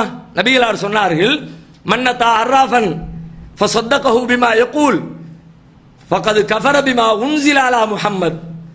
யார் இது மாதிரி நல்ல நேரத்தை கெட்ட நேரத்தை குறித்து தருகிற ஒருவனிடத்திலே சென்று அவன் சொல்லுவதை நம்புகிறாரோ, உண்மைப்படுத்துகிறாரோ, ஃபகத் கஃபர பிமா உன்ஸில அலா முஹம்மத், அவர் இந்த முஹம்மதிற்கு அருளப்பட்டதை மறுத்து விட்டார். இஸ்லாத்தை மறுத்துட்டாரு, அவ்வளவுதான். ரசூலுல்லாஹ் மறுத்துட்டாரு, அல்லாஹ்வுடைய வேதத்தை மறுத்துட்டாரு. அல்லாஹ்வுடைய வேதத்தை மறுக்கிற காரியத்தை செஞ்சு போட்டு அதுக்கு இஸ்லாமா? அதுக்கு பேரு இஸ்லாம் என்று நீங்க பேர் வைப்பீங்களா? நீங்க முஸ்லீம்னு சொல்லுவீங்களா? இந்த வேலையை செய்கிறார்களே, இது நபிகள் நாயகத்தின் மீது சொல்லப்பட்ட அவதூறா இல்லையா? இஸ்லாத்தின் பேரால் சொல்லப்பட்ட பொய்யா இல்லையா? யோசித்து பாருங்கள். அது இஸ்லாத்துல கிடையாது. அது மாதிரி ஒரு வேலையை செய்யறாங்க. இதுக்கு மார்க்க அறிவு இல்லாட்டியும் சொந்த அறிவாது யோசிச்சு பாருங்களேன். சொந்த சாதாரண பகுத்தறிவை கொண்டு யோசிச்சா கூட ஒருத்தர் வேலையை செய்ய மாட்டான். பகுத்தறிவை பயன்படுத்துகிறவன் கூட நல்லது கெட்டதை தீர்மானிக்கிற ஆற்றல் ஒருத்தனுக்கு இருக்கிறது என்பதை நம்ப மாட்டான். ஏன்? அவனுக்கே தெரியும். அவனுக்கே நமக்கு இன்னைக்கு எவ்வளவு போனியாகும்ன்ற விவரம் சம்பந்தப்பட்ட ஆலிம்சாவுக்கே தெரியாத. இன்னைக்கு எத்தனை பேர் வருவாங்க, எவ்வளவு வருமானம் வரும், அவருக்கு சொல்லுங்க பார்க்கலாம். அவருக்கே தெரியாத. நீங்க அவர்கிட்ட போய் நின்றுகிட்டு எனக்கு எப்படி இருக்கும், என் வாழ்க்கை எப்படி இருக்கும், என் புள்ள வாழ்க்கை எப்படி இருக்கும் என்று நீங்கள் பேசினால் இது அறிவாது ஏற்றுக்கொள்கிறதா? ஒரு நேரத்தில் குறிப்பிட்ட நேரம் என்று சொன்னால் உலகம் முழுக்க நல்லதுதான், குறிப்பிட்ட நேரம் என்று சொன்னால் உலகம் முழுக்க கெட்ட, அப்படி ஏதாவது இருக்குதா? எல்லா நேரத்திலும் நல்லது நடக்கிறது, எல்லா நேரத்திலும் கெட்டது நடக்கிறது. ஆனா நீங்க என்ன பண்ணுவீங்க? அவர் டேட்டை குறிச்சு கொடுத்துருவாரு, டயத்தை குறிச்சு கொடுத்துருவாரு, வந்து நேரா பத்திரிகை ஆபீஸ்க்கு போக வேண்டியது, பிரிண்ட் கொண்டு போய் பிரிண்ட் கொடுத்துட்டு வந்துட வேண்டியது. என்ன பிரிண்ட்? நிகழும் சங்கைக்குரிய ஹிஜ்ரி 1434ஆம் ஆண்டு ஷாபான் மாதம் 12ஆம் நாள் அது காலை 10 மணியிலிருந்து 11 மணி வரை உள்ள முபாரக்கான வேளையில், பரக்கத் பொருந்திய வேலை, அதுதான் பரக்கத்தான். அப்ப வந்த நேரம்லாம் இந்த குறிப்பிட்ட நேரம் மட்டும்தான் பரக்கத்து பொருந்திய நேரம்னு சொல்றீங்களே, இதை சொல்லாதீங்க, இப்படி சொல்லக்கூடாது என்று கற்றுத்தந்த மார்க்கத்தில் இருந்து கொண்டு இதை செய்வது நபிகளாரின் மீது சொல்லப்பட்ட பொய்யா? இல்லை, மக்கள் அப்படித்தானே புரிந்து கொள்கிறார்கள். நீங்கள் 1000 விளக்கம் சொல்லலாம், ஆனால் இது இஸ்லாத்தில் உள்ளது என்கிற காரணத்தினால்தான் அதை பொதுமக்கள் செய்து கொண்டிருக்கிறார்கள். சரி, திருமண நாள் அன்னைக்கு திருமணத்தை நடத்துகிறார்கள், அதுவாவது இஸ்லாத்தின்படி உள்ளதா? நபிகளார் காட்டிய அடிப்படையிலா? ஆனால் ஒரே ஒரு செய்தியை மட்டும் தெளிவாக சொல்வார்கள் ஆலிம்கள். எப்படி சொல்வார்கள்? ஒவ்வொரு திருமண மஜ்லிஸ்களிலும் குத்துபா ஓதுவார்கள். குத்துபான்னு சொன்னாலே மக்களுக்கு புரிகின்ற ஒரு சொற்பொழிவுன்னு அர்த்தம். அவர் குத்துபா பண்ணுவார். என்ன குத்துபா பண்ணினார்னு இருக்கிற யாராவது சொல்லிருங்க பார்க்கலாம். யா அய்யுஹன்னாஸ் இத்தகூ ரப்பக்கும் அல்லதீ கலகக்கும் மின் நஃப்ஸின் வாஹிதா வ கலக மின்ஹா ஸௌஜஹா வ பஸ்ஸ மின்ஹுமா ரிஜாலன் கஸீரன் வ நிஸா. அப்படி நீட்டி முழங்குவார், கிராத்தா ஓதுவார். என்ன பயான் பண்ணாரு? இங்க வந்துட்டு போறிய என்ன குத்துபா பண்ணினார்னு கேட்டா சொல்லத்தானே செய்வீங்க. 10ல் 2வது சொல்லுவீங்க தானே. இமாமு குத்துபா ஓதுனார கல்யாண வீட்டுல என்ன குத்துபா சொல்லுங்க. ஒன்னும் தெரியாது. அரபியில சிலர் சொல்லுவார். சொல்லும் போது ஒன்றை தெளிவாக சொல்லுவார். அன்னிக்காஹு மின் சுன்னதி, இந்த திருமணம் என்னுடைய வழிமுறை. நபிகளார் சொன்னார்கள், இந்த திருமணம் என்னுடைய வழிமுறை. ஃபமன் ரஜிவ அன் சுன்னதி ஃபலைஸ மின்னி, என்னுடைய வழிமுறையை யார் புறக்கணிக்கிறாரோ அவர் என்னை சார்ந்தவர் இல்லை என்று நபிகள் நாயகம் சொன்னார்கள். கரெக்ட், 100% உண்மையை சொன்னார். அந்த உண்மையின் அடிப்படையில் அந்த திருமணம் நடக்கிறதா? திருமணத்திற்கு வந்தால் அந்த திருமண மணமக்களை வாழ்த்துவதற்கென்று நபிகள் நாயகம் ஒரு துஆவை கற்றுத் தந்தார்கள். எத்தனை வீடுகளில் அந்த துஆ ஓதப்படுகிறது? அந்த துஆ கற்றுத்தரப்பட்டிருக்கிறது. அதற்கு நீட்டி முழக்குவார். அல்லாஹும்ம அல்லிஃப் பைனஹுமா கமா அல்லஃப்த பைன ஆதம் வ ஹவ்வா அலைஹிமஸ் ஸலாத்து வஸ்ஸலாம். ஆரம்பிப்பார் பாருங்க துஆவை. ஆதம் அலைஹிஸ்ஸலாத்தையும் அவர்களுடைய துணைவி ஹவ்வா அம்மையாரையும் எப்படி நெருக்கமாக இணைபிரியாமல் வாழ வைத்தாயோ இறைவா, அப்படி இந்த மணமக்களை வாழ வைப்பாயாக. கேட்கும் போதே ரொம்ப அற்புதமான பிரார்த்தனை போல தோன்றும். ஒவ்வொரு நபிமார்களாக சொல்லி சொல்லி சொல்லி சொல்லி கடைசியில் ரசூலுல்லாவை சொல்லி, ரசூலுல்லா கூட ஃபைனல் கிடையாது, ரசூலுல்லாவுக்கு பிறகு அலியை சொல்லி, அலி ஃபாத்திமாவோடு அவருடைய அந்த மணமக்களுக்கு செய்கிற துஆவை நிறைவு செய்வார். இப்ப நம்முடைய கேள்வி என்ன? இந்த துஆவை கற்றுத்தந்தது யார்? இதை உருவாக்கியது யார்? நபிகள் நாயகத்தின் பெயரால் தானே இது செய்யப்படுகிறது. இஸ்லாத்தில் உள்ளது என்று தானே செய்யப்படுகிறது. அப்படியானால் எந்த செய்தியில் இடம்பெற்றிருக்கு? எத்தனாவது வசனத்தில் இருக்கு காட்டுங்க. குர்ஆன்ல இருக்கிறதா? ஹதீஸ்ல இருக்கிறதா? புகாரி முஸ்லிமில இருக்கிறதா? சூரத்துல் பக்ராவில் இருக்கிறதா? ஆல இம்ரான்ல இருக்கிறதா? எங்க இருக்கிறது? ஒரு பக்கத்தையும் இல்லை. வேற எங்க உள்ள கண்டுபிடிப்பு? நம்ம தமிழ்நாட்டு கண்டுபிடிப்பு. நம்ம ஆட்கள் கண்டுபிடிச்சு அத கல்யாண வீட்டுக்காரனை அவனை குஷிப்படுத்தணும். பொண்ணை பெத்தவனையும் மாப்பிள்ளையை பெத்தவனையும் அஜர்த்து நமக்காக வேண்டி எவ்வளவு உருகுறாரு பாருப்பா அப்படின்னு ஒரு ஃபீலிங் அவனுக்கு வரணும். வந்துட்டா உள்ள இருந்து எடுத்துருவாங்க, கணக்கு பார்க்காம 500 1000 எடுத்து கையில கொடுத்துருவாங்களே. அதற்காக இவர்கள் செய்து வைத்துக் கொண்ட ஏற்பாடே தவிர இது இஸ்லாத்தில் உள்ளது இல்லையே. நபிகள் நாயகம் 2 வரியில ரத்தின சுருக்கமா சொல்லி கொடுத்தாங்க. பாரக்கல்லாஹு லக்க வ பாரக அலைக்க வ ஜமா பைனகுமா ஃபீ கைர். முடிஞ்சு போச்சு பிரார்த்தனை. ஆனால் இன்றைக்கு நீங்கள் செய்கிற துஆ நீட்டி முழங்கு. அந்த துஆவில் யோசித்து பார்த்தாலும் அது 1008 பஞ்சாயத்து. அதற்குள்ளே என்னவெல்லாம் சொல்கிறீர்கள்? நபிமாரையும் நபியுடைய மனைவியையும் சேர்த்து சொன்னால் பிரச்சனை இல்லை. சரி, நபியுடைய மனைவி என்று போயிடலாம். ஒரு நபியையும் சம்பந்தம் இல்லாத ஒரு பெண்ணையும் சேர்த்து 2 பேரையும் ஜோடி என்கிறீர்கள். யூசுப் அலைஹிஸ்ஸலாம் துஆ செஞ்சுட்டே வருவாங்க. இப்ராஹிம் நபியை சொல்லுவாங்க, மூசா நபியை சொல்லுவாங்க, நூஹ் நபி, இப்படி எல்லாத்தையும் சொல்லிக்கிட்டே வர வேண்டியது. சொல்லிக்கிட்டே வந்து இடையில அல்லாஹும்ம அல்லிஃப் பைனஹுமா கமா அல்லஃப்த பைன யூசுஃப் வ ஸுலைஹா அலைஹிமஸ் ஸலாத்து வஸ்ஸலாம். யா அல்லாஹ், யூசுப் அலைஹிஸ்ஸலாம் அவர்களையும் அவர்களுடைய துணைவியார் ஸுலைஹா அவர்களையும் எப்படி இணைபிரியாமல் வாழச் செய்தாயோ அப்படி நீ வாழச் செய்வாயாக. ஸுலைஹா யாரு? யூசுப் இருக்கிறாங்க, குர்ஆன்ல இருக்கிறது. சூரத்து யூசுப்னு 12வது அத்தியாயத்துக்கு பேரே வச்சிருக்கான் அல்லாஹ். யூசுப் நபியை பத்தி அவ்வளவு சொல்றாங்க ரசூலுல்லாஹ். அஹ்ஸனுல் கஸஸ், அழகிய வரலாற்றுக்கு சொந்தக்காரர் என்று குர்ஆன் வர்ணிக்கிறது. உலகத்தினுடைய அழகிலே சரிபாதி வழங்கப்பட்டிருந்தார் என்கிறார்கள் நபிகள் நாயகம் ஸல்லல்லாஹு அலைஹி வஸல்லம். அவருடைய அழகை பார்த்து அந்த ஊரே மெய்மறந்து போனது. கைகளில் பழங்களை வைத்துக் கொண்டு மெய்மறந்து தங்கள் கரங்களை அறுத்துக் கொள்கிற அளவிற்கு அழகின் உச்சகட்டத்திலே இருந்தார்கள். இதுவெல்லாம் ஹதீஸிலே இருக்கிறது. அப்படிப்பட்ட யூசுப் அலைஹிஸ்ஸலாத்தை பற்றி சொல்லுங்கள், பிரச்சனை இல்லை. அந்த யூசுப் நபியோடு ஸுலைஹா என்ற ஒரு பெண்ணை சேர்க்கிறீர்களே, இந்த பெண் யார்? ஆதமோடு ஹவ்வாவை சேர்த்தால் ஹவ்வா இருக்கிறது. இப்ராஹிமோடு சாராவை சேர்த்தால் சாரா இருக்கிறது. நபிகள் நாயகத்தோடு ஆயிஷாவை சேர்த்தால் ஆயிஷா இருக்கிறது. இந்த யூசுஃபோடு ஸுலைஹாவை சேர்த்தீர்களே, யார் இந்த ஸுலைஹா?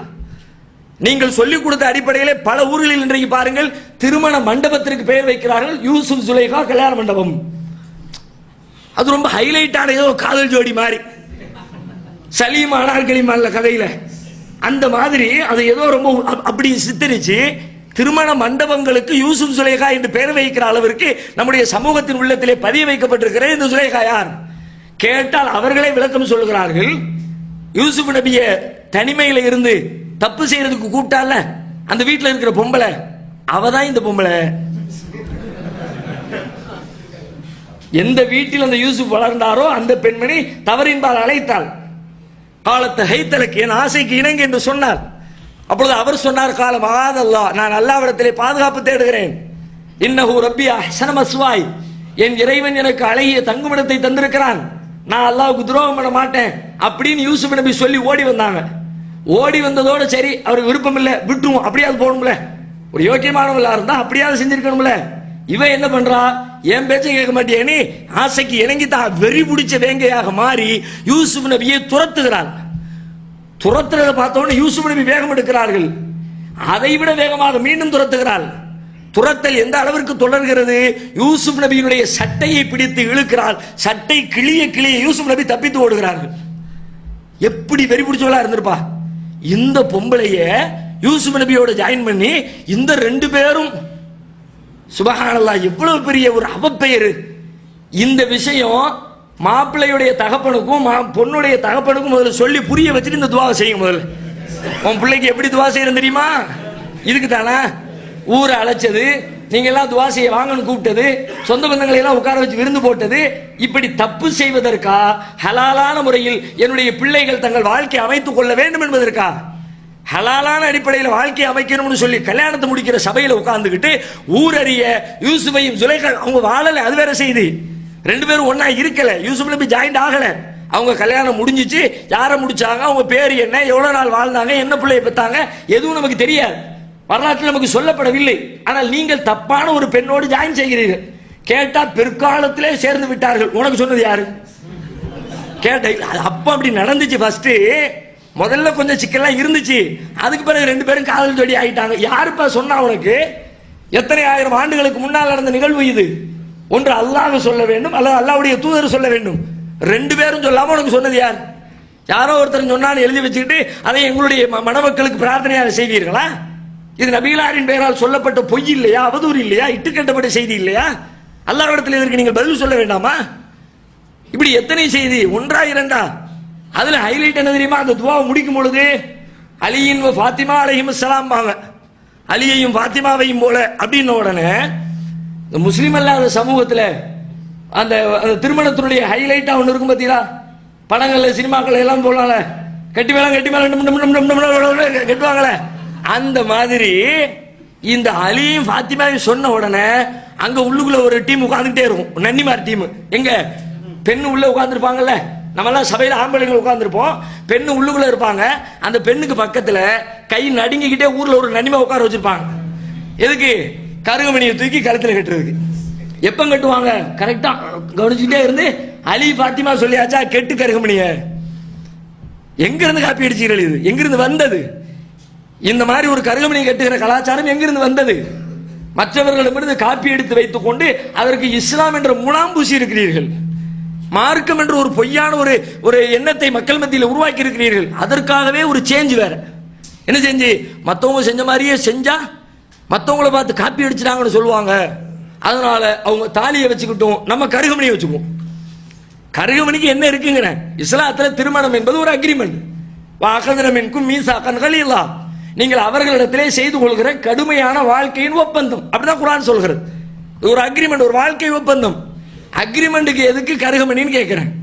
அந்த கருகமணிக்குள்ள எவ்வளவு பெரிய மேட்டர்லாம் உள்ள வச்சுக்கிட்டு, கருகமணிக்கு உள்ளதான் புருஷனுடைய உசுரே இருக்குங்கிற மாதிரி. கருகமணியை கலட்டி வச்சுட்டு மருமக கறி குளிக்க போயிடட்டும், செத்தா அவ்வளவுதான். மாமியார் கறிட்டு திட்டு வாங்கி சாவணும். இவளுக்கு என் புள்ள மேல பாசம் இருக்கா? அவளுக்கு புள்ள மேல பாசம் இருந்திருந்தா கருகமணியை கலட்டி வச்சிருப்பாளா? என்னமோ கருகமணிக்குள்ளதான் பூசை உட்கார்ந்துருக்க மாதிரி. மற்றவங்க தாலி சென்டிமெண்ட் வச்சிருப்பாங்கல்ல, தாலிக்காக வேண்டி சுமங்கலி பாக்கியம்பாங்க, சுமங்கலியா சாவணும்பாங்க. அதுக்காக வேண்டி சில வேலைகளை அது அவங்க செஞ்சுட்டு போறாங்க, நமக்கு பிரச்சனை இல்லை. நம்முடைய சமூகத்தில் கருகமணின்னு வச்சு அது உள்ளுக்குள்ள இந்த மாதிரி ஒரு செட்டப்பை எண்ணங்களை உருவாக்கி வச்சிருக்கிறீர்கள். இது எப்படி வந்தது? அதன் மீது ஏற்றப்பட்டிருக்கிற புனிதங்கள் எவ்வளவு, கலட்டி வைப்பதற்கு எவ்வளவு தயக்கம், அது அதுக்கு ஏதேனும் ஒரு சின்ன இடர் ஏற்பட்டு விட்டால் பயப்படுகிற பயம் எவ்வளவு, அதுக்கு டேமேஜ் ஆச்சுன்னா புருஷன் உசுரே டேமேஜ் ஆன மாதிரி. அந்த கருகமணியை சில இடங்கள் சொல்லுவாங்க. சாதாரணமா ஒரு துணி காயப்படுற கயிறு இருக்குங்க, கயிறு அந்து போச்சு, என்ன சொல்லுவோம்? கயிறு அறுந்து போச்சு. சாதாரண ஒரு கொடியை கட்டி வச்சிருக்கோம். பெரிய பெட்ஷீட்டை ஈரத்தில் முக்கி கொண்டு போட்டோம்னா சில நேரத்தில் டம்முன்னு வெயிட் தாங்காம அந்துரும். அந்து போச்சு, கயிறு அருந்து போச்சு, விட்டுருச்சு அப்படின்னு சொல்லுவோம். கருகமணி அது மாதிரி ஏதாவது கம்பியில பட்டி இழுத்துருட்டுமே போயிருமா? என்ன சொல்லுவாங்க? கருகமணி பெருகி போச்சு, டெவலப் ஆயிடுச்சுன்னு சொல்லணுமா? அமங்கலமா பேசக்கூடாது, மங்களமா பேசணும். இதெல்லாம் எங்கிருந்து வந்தது என்று கேட்கிறேன். இது மார்க்கத்தின் இஸ்லாம் என்பது எவ்வளவு பகுத்தறிவு பூர்வமான ஒரு மார்க்கம். அந்த மார்க்கத்தில் இருந்து கொண்டு பகுத்தறிவுக்கு எதிரான இப்படிப்பட்ட காரியங்களை செய்கிறோமே, இது இஸ்லாத்திற்கு நாம் ஏற்படுத்தி வைத்திருக்கிற அவப்பெயர் இல்லையா? திருமணத்திலே இவ்வளவு, திருமணத்துக்கு பிறகு ஒருத்தர் மௌத்தா போயிட்டான்னு வச்சுக்குவோம், கேட்கவே தேவையில்லை. அதுல இருக்கிற ஹத்தம், ஃபாத்தியா, மௌலூது, சுபஹானல்லாஹ் எல்லாம் அப்படியே மாற்றாரை காப்பி எடுத்து செய்த வேலைகள். யார் உங்களுக்கு சொன்னது? நபிகளாருடைய காலத்துல மௌத்தே நடக்கலையா? ரசூலுல்லாஹ் காலத்துல எத்தனை பேர் மௌத்தா போனாங்க? எத்தனை பேருக்கு ஃபாத்தியா ஓதுனாங்க? 3ஆம் நாள் ஃபாத்தியா எத்தனை பேருக்கு? 7ஆம் நாள் ஃபாத்தியா எத்தனை பேருக்கு? 40ஆம் நாள் ஃபாத்தியா எத்தனை பேருக்கு? ஹத்தம் ஃபாத்தியா எத்தனை பேருக்கு? ஒரு ஆளுக்கு காட்டுங்க பார்க்கலாம். நபிகள் நாயகம் ஸல்லல்லாஹு அலைஹி வஸல்லம் அவர்கள் ஒரு ஆளுக்கு இந்த மாதிரி ஃபாத்தியா ஓதினார்களா? யாருக்கு ரசூலுல்லாஹ் ஓதலையே? ரசூலுல்லாஹ்வுடைய மனைவி கதீஜா நாயகி நபிகள் நாயகம் எவ்வளவு நேசித்தார்கள், அந்த நேசத்தை வார்த்தைகளில் சொல்ல முடியாது. எந்த அளவிற்கு பல வருடங்களுக்கு பின்னால் ஆயிஷா நாயகி சொல்லுகிறார்கள், நபிகள் நாயகம் கதீஜாவின் மீது வைத்திருக்கிற அந்த பாசத்தை நினைத்து பொறாமைப்பட்டு பேசுகிறார். என்ன பாசம் பாயுது? அவங்க மூத்தா போய் பல வருஷம் ஆயிடுச்சு. ஆயிஷா நாயகி அதுக்கு பிறகு ரசூலுல்லாஹ் பேசிக்கிட்டே இருந்திருக்கிறாங்க கதீஜாவை பத்தி. அதனால ரசூல் ஸல்லல்லாஹு அலைஹி வஸல்லம் இப்ப எவ்வளவு கதீஜா நாயகியை நேசிச்சிருப்பாங்க. அவங்க ஆரம்ப காலத்தில் பட்ட சிரமம் கொஞ்சமா? ஹரா மலைக்கு போனவங்களுக்கு தெரியும். ஹராவில் போய் ரசூல் ஸல்லல்லாஹு அலைஹி வஸல்லம் அமர்ந்து நான் நபித்துவம் வருவதற்கு முன்னால் சிந்தித்துக் கொண்டிருந்தார்களே, அந்த நேரத்தில் உணவு தயாரித்துக் கொண்டு தன்னுடைய கணவருக்காக வேண்டி அந்த மலை மேடுகளில் நடந்து நடந்து மேலே ஏறி வந்த யாருடைய வாயும் இதை சொல்லாமல் இருக்கார். இந்த பெண்மணி எப்படி இவ்வளவு தூரத்திற்கு வந்து உணவு கொடுத்தார்? தன்னுடைய கணவன் மீது எவ்வளவு நேசம் வைத்திருக்க வேண்டும். நபிகள் நாயகம் சென்றார்கள், அது தனி. ஒரு ஆண் பலம் வாய்ந்தவர்கள், அவருடைய ஆற்றலே தனி, அதை தனியா விட்டுருவோம். ஆனால் அவர்கள் அந்த இடத்திலே இருக்கிறார்கள். வேலைக்கு வந்து சாப்பிட்டுட்டு போன்னு சொல்லாம, பல நாள் ஆயிடுச்சே, பல நாளா தங்கி இருக்கிறாங்களே, சாப்பாடு கொண்டு போகலையே என்று உணவை தயாரித்து கொண்டு மேலே கொண்டு வந்து கொடுக்கிறார்கள் என்று சொன்னால் எப்படி நேசித்திருப்பார்கள்? அதனால் தான் ஜிப்ரீலே சொல்லுகிறார், உங்கள் மனைவி வருகிறார், என்னுடைய சலாமை எடுத்து சொல்லுங்கள். கதீஜா நாய்க்கு ஜிப்ரீல் சலாம் சொல்றார், ரசூலுல்லாஹ் எடுத்து சொல்கிறார்கள். ஒரு தடவை பிற்காலத்துல வீட்டுல வெளியில இருந்து சத்தம் கேட்குது, யாரோ கூப்பிடுறாங்க. கூப்பிட்டா குரல் கதீஜா நாயுடைய குரல். ரசூல் அவங்க மூத்தா போய் பல வருஷம் ஆயிடுச்சு. ரசூல் ஸல்லல்லாஹு அலைஹி வஸல்லம் நிஜமாகவே கதீஜா வந்து விட்டாரோ என்ற எண்ணத்தில் ஓடோடி வருகிறார்கள். வெளியிலே வந்து பார்த்தால் கதீஜா நாயுடைய சகோதரி நிற்கிறார். ரசூல் ஸல்லல்லாஹு அலைஹி வஸல்லம் பார்த்துட்டு, அல்லாஹும்ம ஹாலாவா, நான் கதீஜா நினைச்சேன். ரசூலுல்லாஹ் ஓடி வர்றாங்க. எப்படி நேசித்திருப்பார்கள்? அப்படிப்பட்ட ஒரு நேசத்திற்குரிய மனைவி மரணித்தார்களே, எத்தனை நாள் ஃபாத்தியா ஓதினார்கள் நபிகள் நாயகம்? எத்தனை கத்தம் ஓதி அனுப்பினார்கள் நபிகள் நாயகம்? சொல்லுங்கள் பார்க்கலாம். நபிகளாருடைய மகன் இப்ராஹிம் மரணித்தார். நபிகளார் வாழுகிற காலத்தில் அவர்களுடைய மகள் ஜெயினப் மரணித்தார்கள். அவர்களுடைய மகள் ருக்கையா மரணித்தார்கள். அவர்களுடைய மகள் உம்மு குல்சும் மரணித்தார்கள். எப்பொழுது? நபிகளார் உயிரோடு இருக்கிற பொழுதே இத்தனை பேரும் மரணித்தார்கள். ஒருவருக்காவது ரசூல் ஸல்லல்லாஹு அலைஹி வஸல்லம் கத்தம் ஃபாத்தியா மௌலூத் ஓதினார்களா? 3ஆம் நாள் 7ஆம் நாள் ஓதினார்களா? நீங்கள் உருவாக்கி இருக்கிறீர்களே, இது உங்களுடைய வருமானத்திற்காக எதையும் செய்யுங்கள், அது குறித்து நாங்கள் பெரிதாக அலட்டிக் கொள்ள மாட்டோம். ஆனால் இஸ்லாத்தை நீங்கள் வருமானத்திற்குரியதாக மாற்றினால், அல்லாஹ்வுடைய தூதர் பெயரால் இட்டு கட்டினால், மார்க்கத்தின் பெயரால் பொய்யை சொன்னால் அதை எப்படி ஏற்றுக்கொள்ள முடியும்? ஒரு காரியம் ரசூலுல்லாஹ் செய்யலை. நீங்க துஆ செய்யுங்க, உங்களை பெற்றவங்களுக்காண்டி நீங்க துஆ செய்யுங்க. துஆ செய்யறதை விட்டுவிட்டு அதை ஒரு கம்பெனி வேலை மாதிரி ஆக்கி ஆலிம்சாக்களை கூப்பிட்டு நீங்க ஓதுங்கன்னு சொல்லி அதுல நடக்கிற கூத்த பார்க்கணுமே. கத்தம் ஓதுங்கன்னா கத்தமா ஓதுவாங்க, ஓதிட்டா கூட மனசு ஆறிடும். மதரசாக்களை கத்தம் ஒரு ஆள் மூத்தா போயிட்டா மதரசா பிள்ளைங்க கூட்டிட்டு வந்துருவாங்க. மதரசா இருக்கிற ஊர்ல உடனே வாங்க, 30 தனித்தனி ஜுசுவா போட்டு வச்சு பைன் பண்ணி வச்சிருப்பாங்க. 10 பேர் 20 பேர் போக வேண்டியது, எல்லாத்துக்கும் ஆளுக்கு கையில் ஒன்று ஒன்று கொடுத்துட வேண்டியது. நாங்கள் லைனாக உட்காந்துருப்போம் மதரசால ஓதுற காலத்தில். ஓதுங்கப்பா, ஓதிக்கிட்டே இருப்போம். என்ன ஓதிக்கிட்டே இருப்போம்? அவர் உட்கார்ந்துக்கிட்டு இருக்கிற வரைக்கும் தலையை ஆட்டி ஆட்டி ஓதிக்கிட்டு இருப்போம். வீட்டுக்காரர் உட்கார்ந்துருக்கிற வரைக்கும். அவர் எந்திரிச்சு டீ எடுக்க போவாரா? எப்பந்தான் போவான்னு தெரியல, சீக்கிரம் முடிங்கப்பா. அப்ப இதுதான் ஓடும். பக்கத்து அப்படியே கடற்கடன்னு பெரட்டி நான் முடிஞ்சிருச்சு. நான் ஒரு தற்கால யாசின் பத்திலா யாசின் குர்ஆன் சுப்ஹானல்லதி பியதி மலகுத்துக்குள்ள 2 நிமிஷத்துல யாசினை முடிச்சிருவோம். அது 4 பக்கம் 5 பக்கம் இருக்கும், 2 நிமிஷத்துல முடிச்சிருவோம். அதே மாதிரி இருக்கிற பக்கத்தை எல்லாம் பிரட்டி போட்டுவிட்டு முடிஞ்சிருச்சு. எவ்வளவு பெரிய ஏமாற்று! உங்கள் மீது வைத்திருக்கிற நம்பிக்கைக்கும் மோசடி, மார்க்கத்தின் மீது வைத்திருக்கிற நம்பிக்கையும் இழக்க செய்ய, ஈமானையும் இழக்க செய்கிறீர்கள். எவ்வளவு பெரிய இஸ்லாத்திற்கு அவப்பெயரை இது உண்டாக்குகிறது. ஃபாத்திஹா, ஹத்தம் எல்லாம் இஸ்லாத்தில் இல்லாதது. அந்த பிதஅத்துகளை உருவாக்கி வைத்திருக்கிறீர்கள். திக்ர் என்ற பெயர், திக்ர் மார்க்கத்தில் உள்ளது. திக்ர் செய்யுங்கன்னு அல்லாஹ் சொல்றான். எப்படி திக்ர் செய்யணும்? திக்ரை பத்தி அல்லாஹ் சொல்றான். வதுக்குர் ரப்பக, உமது இறைவனை திக்ர் செய்யும். எப்படி செய்யுங்கள்? ஃபீ நஃப்ஸிக, மனதிலே செய்யுங்கள். தலர்ருஅன், பணிவாக செய்யுங்கள். வஹீஃபத்தன், ரகசியமாக செய்யுங்கள். தூனல் ஜஹரி மினல் கௌலி, சப்தமில்லாமல் செய்யுங்கள். கிட்டத்தட்ட ஒரே செய்தி தான் எல்லாம். மனசுக்குள்ள செய்யுங்க, சத்தம் இல்லாம செய்யுங்க, ரகசியமா செய்யுங்க, எல்லாமே கிட்டத்தட்ட ஒரே விஷயம் தான். ஆனா வேற வேற வார்த்தைகள் எல்லாம் சொல்லலாம். வதுக்குர் ரப்பக ஃபீ நஃப்ஸிக, உமது இறைவனை உமது உள்ளத்திலே திக்ர் செய்வீராக. தலர்ருஅன், பணிவாக. வஹீஃபத்தன், ரகசியமாக. வதூனல் ஜஹரி, சத்தம் இல்லாமல். பில் உதுவி வல் ஆசால், காலையிலும் மாலையிலும் திக்ர் செய்வீராக. திக்ர் செய்கிறார்கள். எப்படி?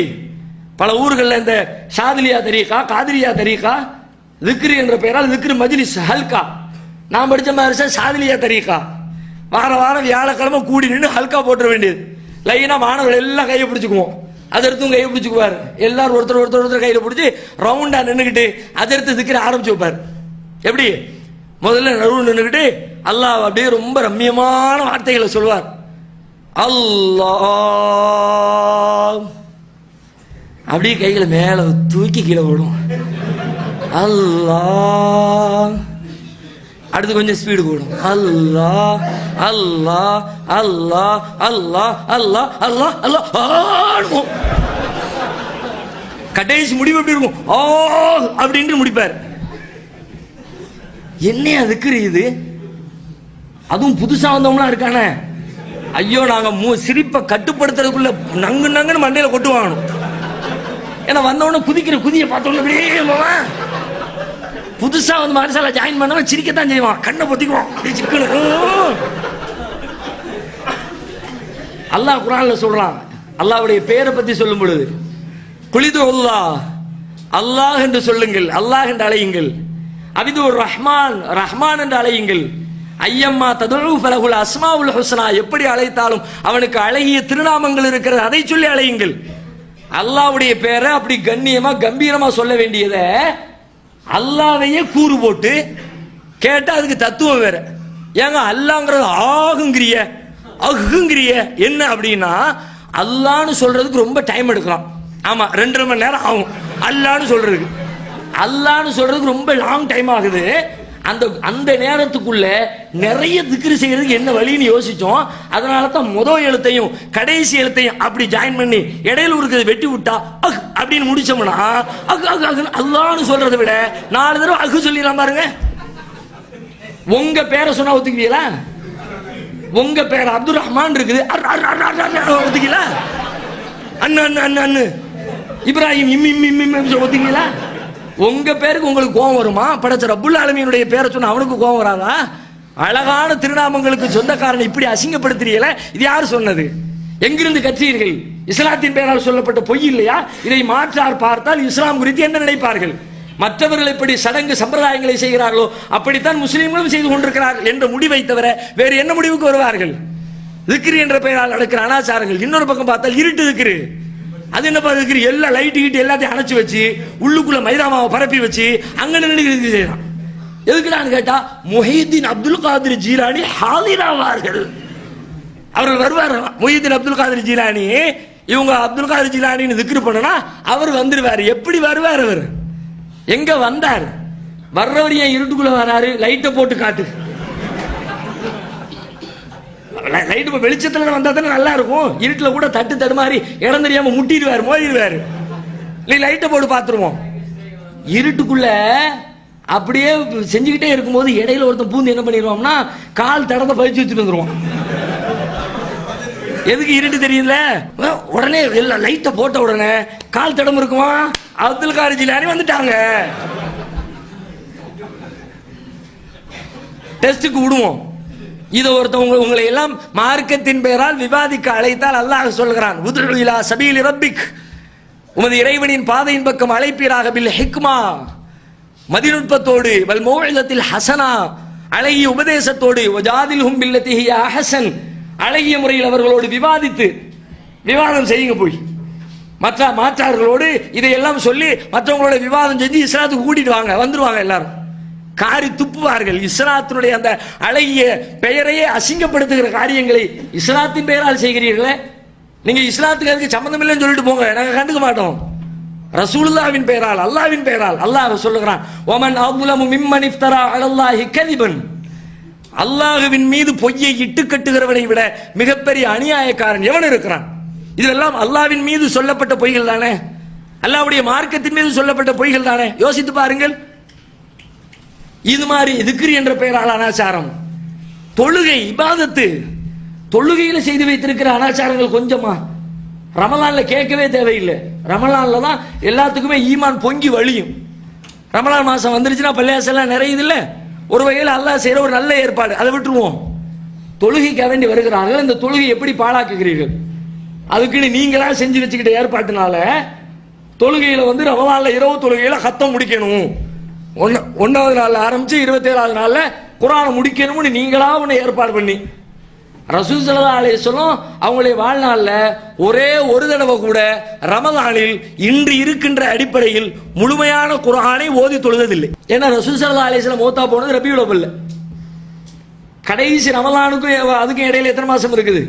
ரசூல் ஸல்லல்லாஹு அலைஹி வஸல்லம் சந்திச்ச கடைசி ரமலானுக்கு பிறகு ஷவ்வால், துல்கஅதா, துல்ஹஜ், முஹர்ரம், சஃபர், அடுத்த ரபியுல் அவ்வல், 5 மாசம் இடைவெளி இருந்திருக்கிறது. அந்த 5 மாசத்துக்கு இடையிலையும் குர்ஆன் இறங்கி இருக்கிறது. குர்ஆனுடைய வசனம் இறங்கி இருக்கத்தானே செய்யும். அதுக்கு பிறகுதான் ரசூலுல்லாஹ் மௌத்தா போறாங்க. அப்போ அதுக்கு முன்னாடி நபிகள் நாயகம் தொழுத அந்த ரமலானிலே இன்றைக்கு இருப்பதை போன்ற முழுமையான குர்ஆனே இல்லை. ரசூலுல்லாஹ் தான் வாழ்நாள்ல நீங்க ஓதுற மாதிரி முழுசா ஓதலையே.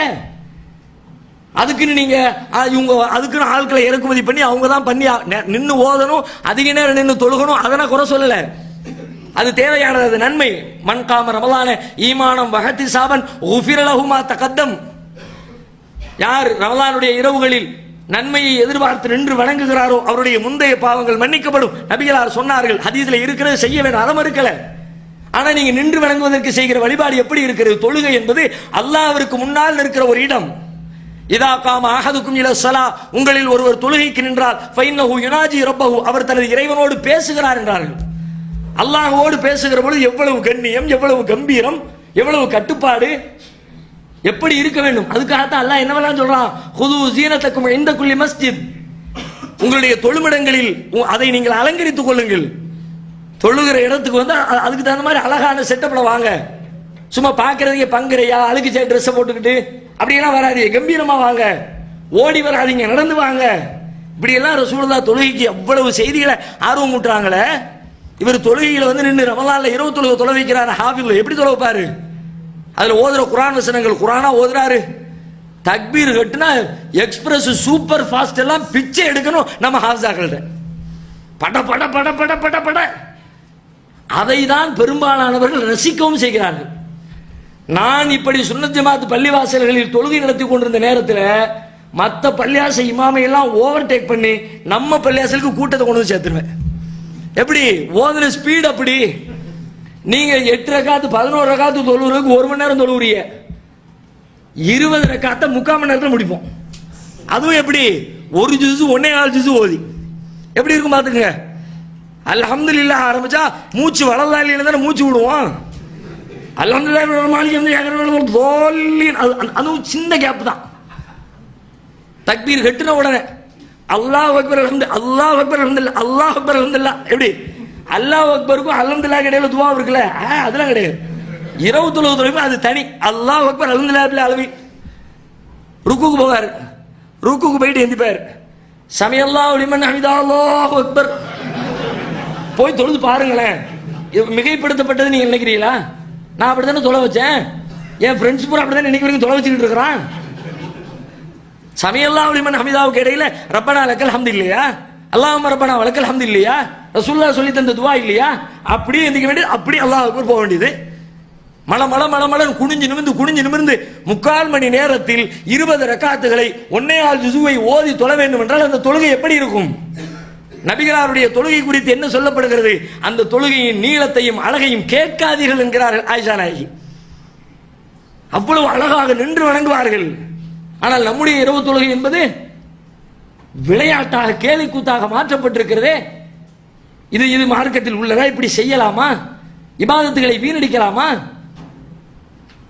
எத்தனை செய்திங்கிறிய தொழுகைக்கு அதே மாதிரி தொழுகை முடியுதுன்னு வச்சுக்குவோம். முடிஞ்ச உடனே பரலான தொழுகைக்கு பிறகும் கூட்டாக துவா செய்வது, கூட்டு துவா ஓதுறோம். துவா செய்யறது மார்க்கத்தில் உள்ளது, செய்யுங்கன்னாங்க. அத்வா ஹுவல் இபாதா, துவா என்பது அது ஒரு வணக்கம் என்று மார்க்கம் வலியுறுத்துகிறது. அதுல எல்லாம் நம்ம மாற்றுக்கிறதே கிடையாது. அவ்வளவு அற்புதமான ஒரு பிரார்த்தனை. இன்னும் சொல்ல போனா மனுஷனுடைய கஷ்ட நஷ்டங்களுக்கெல்லாம் தீர்வை தருகிற ஒரே இடம் உங்களுடைய பிரார்த்தனை தான். அதுல கிடைக்கிற மாதிரி மன நிம்மதி வேற எதுலையும் கிடைக்காது. நீங்க பல பேருக்கு அந்த நிம்மதி இல்லவே இல்லை. ஏன்னா ஹோல்சேலா மொத்த வியாபாரி அதிர்த்து ஆக்கிட்டாங்கல்ல. ரிட்டைலா ஒவ்வொருத்தரும் அல்லாட்ட துவா செஞ்சாங்கன்னா எல்லாருக்கும் அந்த நன்மை கிடைக்கும். நம்ம தான் டோட்டலா அவர்கிட்ட கொடுத்து நம்ம குத்தகைக்கு நீங்களே பாத்துக்கங்க. ஏன் கஷ்டம் நஷ்டம் எல்லாம் உங்களுக்கு தெரியாதா? நீங்க கேட்டுங்க. அதிர்த்து நமக்காக அவர் பிரார்த்திக்கிறார். நம்முடைய தேவைகள் நமக்கு தெரியுமா? அவருக்கு தெரியுமா? எனக்கு ஒரு தேவை இருக்கும், அவருக்கு நேர் எதிர்மறையான தேவை இருக்கும். அதை கேட்பாரு, நான் ஆமீன் சொல்லுவேன். அதற்கு அல்லாஹ் பரக்கத்தாக ஒரு 5 பொம்பளை பிள்ளைய கொடுத்துட்டான். ஒரு ஆம்பளை பிள்ளை இருக்காதா அப்படின்னு எல்லாம் ஒரு ஆம்பளை பிள்ளைய கொடுன்னு அவர் துவா செய்ய, பின்னாடி உட்கார்ந்து இருக்கிறவருக்கு 5 ஆம்பளை பிள்ளைய எல்லாம் கொடுத்துட்டான். ஒரு பொம்பளை பிள்ளை கிடைக்காதான்னு உட்கார்ந்துகிட்டு இருக்காரு. அதற்கு செய்யற துவாவுக்கு பின்னாடி இருந்துகிட்டு அமீன். எதுக்கு? மீண்டும் ஒரு பொம்பளை பிள்ளை. அவருடைய தேவைக்கு எதிராக முடிகிறதா இல்லையா? அதுவும் இந்த லைலத்துல் கத்ர், மேராஜ் இரவு, பராத் இரவு இப்படி எல்லாம் வைப்பாங்கல்ல, அதுல நீண்ட துவான்னு செய்வாங்க. ரொம்ப நேரம் துவா செய்யணும். அந்த துவாவில் போய் நீங்க அரபு நாட்டுக்காரன் வந்தான்னு வச்சுக்குவோம், நாண்டுக்கு நின்னே செத்துருவான் போல இருக்கும். அப்படி இருக்குங்க அந்த துவா. துவானா என்ன? அதிகமா கேப் விட்டு அதிகமா நீங்க ஆமீன் சொல்லணும். அதான துவா, அதான நீண்ட துவா. அபூர்வ துவாங்கிறது அப்படித்தானே வச்சிருப்போம். அந்த துவாவுக்கு நம்ம வச்சுக்க இலக்கணம் என்ன? இமாமு ஒரு வார்த்தையை சொல்லிட்டு கேப் விட்டாருன்னா, மூச்சு விட்டாருன்னா, ஓ நம்ம ஆமீன் சொல்றதுக்கு அவர் பிரேக் விட்டுருக்கிறாரு அப்படித்தானே அதை எடுத்துக்கிறோம். அதுக்காண்டி அவர் எப்படி பிரேக் விடுவாரு? ரப்பனா லலம்னா அன்ஃபுஸனா ஆமீன், ஓ இல்லம் தக்ஃபிர்லனா ஆமீன், ஓ தர்ஹம்னா ஆமீன், லனகூனன்ன மினல் ஹாசிரீன் ஆமீன். ஒரு துவாவுல 9 வெட்டு போடுவார். எப்படி அர்த்தத்தை பார்த்தீங்கன்னு வச்சுக்குவோம். ரப்பனா லலம்னா, எங்கள் இறைவா எங்களுக்கு நாங்களே அநீதம் செய்து விட்டோம் ஆமீன். அப்படியா போடு, அநியாயம் செஞ்சமா செஞ்ச மாதிரி இருக்கட்டும், கண்டுக்காத. இங்க நமக்கு சிரிப்பு வருகிறது. ஆனால் எவ்வளவு பெரிய இபாதத்தை நாசமாக்கப்படுகிறது. நம்ம கவனிக்க வேண்டிய செய்தி என்னன்னா, துவாங்கிறது நம்ம கஷ்ட நஷ்டத்தை எல்லாம் அல்லாஹ் முன்னாடி கொண்டு போய் கொட்டி அவன்கிட்ட சொல்லாம வேற யார்கிட்ட சொல்ல முடியும்? அவனை போன்று ரகசியம் காக்கிறவன் வேறு யார் இருக்கிறார் உலகத்தில்? மனைவி இடத்துல பேச முடியுமா பல விஷயத்தை? கணவனிடத்துல பேச முடியுமா? அண்ணனிடத்துல பேச முடியுமா? உலகத்திலே யாரோடும் பேச முடியாத எத்தனையோ சங்கடங்கள் ஒவ்வொரு மனிதனுக்கும் இருக்கிறது. யாரோடும் பகிர்ந்து கொள்ள முடியாது, அல்லாஹ்ட்ட மட்டும் பகிர முடியும். அப்படி இருக்க போய்த்தானங்க நபிமார்கள் எல்லாம் உலகமெல்லாம் கேள்வி பண்ற விஷயத்தை எல்லாம் அல்லாஹ்ட்ட கேட்டாங்க. ஜக்கரியா அலைஹிஸ்ஸலாம் ரசூல் அல்லாஹ்ட்ட துஆ செஞ்சாங்கங்கறமே. இன்றைக்கு நாம் பேசுகிற பொழுது அது ஒரு வரலாறு, ஒரு நபியினுடைய பாடம், அவ்வளவுதான். ஆனால் அதை ஒரு நிகழ்காலத்திலிருந்து யோசித்து பாருங்கள். 70 வயது முதியவர் ஒருவர், 80 வயது முதியவர் ஒருவர், அவர் குழந்தைக்காக ஏற்பாடு செய்து கொண்டிருக்கிறார் என்று ஒரு செய்தி உங்களுக்கு கிடைத்தால் நீங்க அதை எப்படி எடுத்துக்குவீங்க?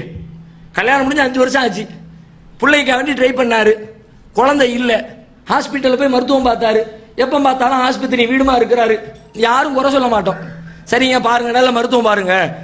5 வருஷம் ஆச்சு, 10 வருஷம் ஆச்சு, 20 வருஷம் ஆச்சு, 40 வருஷம் ஆச்சு. நன்னாவுக்கு வயசு 80 ஆயிடுச்சு. ஆஸ்பத்திரியில இருந்து வர்றாரு, கையில பெரிய ஃபைல வச்சிருக்காரு. ஏத்தாப்புல நீங்க பாக்குறீங்க, எங்க போயிட்டு வர்றீங்க? அதான் ஆஸ்பத்திரி தான் போயிட்டு. என்ன செய்யுது? பிள்ளைக்கு தான் ஏற்பாடு பண்றேன். எப்படி இருக்கு உங்களுக்கு? நன்னா காசையை பத்தியா? காடு வாங்குது, வீடு போங்குது, இவருக்கு புள்ளை வேணுமாம்ல, புள்ள. உலகம் சிரிக்கும்.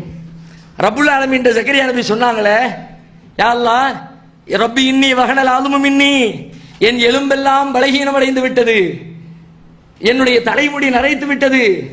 உம்ராத்தி ஆகிர், என் மனைவியும் மலடியாக இருக்கிறாள். வலம்ம கும்பி துஆயிக்க ரப்பி ஷக்கியா, ஆனாலும் உன்னிடத்திலே கேட்பதிலிருந்து நான் துர்பாக்கியசாலியாக ஆக மாட்டேன், எனக்கு ஒரு பிள்ளை கொடு. இப்படி அல்லாஹ்வை தவிர வேற யாரும் கேட்க முடியும்? நீங்கள் உங்களுடைய கஷ்டத்தை எல்லாம் கொட்டி அழுவலாமுங்க. தப்பு பண்ணிட்டேனே, அல்லாஹ் முன்னாடி அழுவுங்க, மனுஷன் முன்னாடி அழுவ வைக்கப்படுவோம், பொஞ்சாதி முன்னாடி அழுவ வைக்கப்படுவோம். ஆஹா நம்மளை தப்பா நினைச்சிருவாளோ, பலகீனமா நினைச்சிருவாளோ, அழுதா நாளைக்கு இவர்கிட்ட நம்ம காரியம் சாதிக்க முடியாதோ என்ன நினைப்போம். ரப்புல் ஆலமீனுக்கு முன்னாடி உண்டா? பலகீனத்தை எல்லாம் கொட்டி குவித்து நம்முடைய உள்ளத்தினுடைய அந்த உறுதியை பெற்றுக்கொள்கிற ஒரு அற்புதமான வாய்ப்பு துவா. அந்த துவா அவர் கையில கொடுத்துவிட்டு நீங்க துவா செய்யுங்க. அவர் என்ன செய்யறாருன்னு தெரியாது, எதுக்கு செய்யறான்னு தெரியாது. சரி இருக்கட்டும், நபிகள் நாயகம் இப்படி செய்தார்களா?